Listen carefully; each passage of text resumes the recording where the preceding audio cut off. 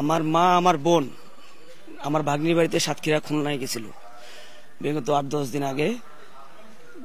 রাত্রে আসার পথে ট্রেনে কে বা কারা পরিচিত হয়ে এক বয়স্ক লোকের সাথে ট্রেনে একসাথে আসার সময় ওই লোক আমার বোন, আমার মাকে জুসের মধ্যে এবং ফলের মধ্যে কি খাওয়াইছে। খাওয়ার পরে ওনারা অজ্ঞান। আমার মার মোবাইল এবং টাকা আর আমার বোনের স্বর্ণের কানের দুল এবং নাকের ফুল এবং টাকা সহ ওনার কাছ থেকে এইসব জিনিস নিয়ে গেছে। একটা মানুষ কাছে বসলো, বসার পর ওরা অনেক কিছু খাবার নিকলে দিই।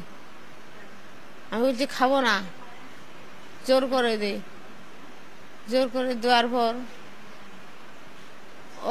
অল্পখানি মুখে দিই, পানিটা মুখে দিই, তারপর আর কিছু বলতে পারি না।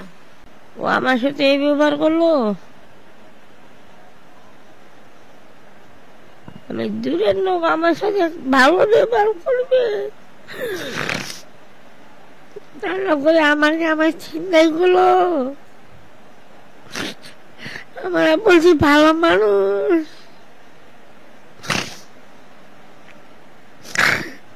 ভালো মানুষগুলো খুব বিশ্বাস করছি।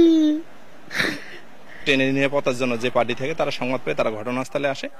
আসার পর ঘটনা জেনেই আসামিকে, যে অজ্ঞান পার্টির যে সদস্য, তাকে হেফাজতে গ্রহণ করে এবং ভিকটিম যে দুজন ওনাদেরকে চিকিৎসার জন্য সৈয়দপুর রেলওয়ে হাসপাতালে প্রেরণ করে। বর্তমানে ভিকটিম দুজন হাসপাতালে চিকিৎসাধীন আছে এবং যে আসামি ইনিও হাসপাতালে ভর্তি আছে।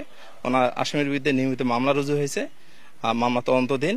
আসামি হাসপাতালে ভর্তি আছে, ইনি সুস্থ হলে আমরা বিজ্ঞ আদালতে প্রেরণ করব।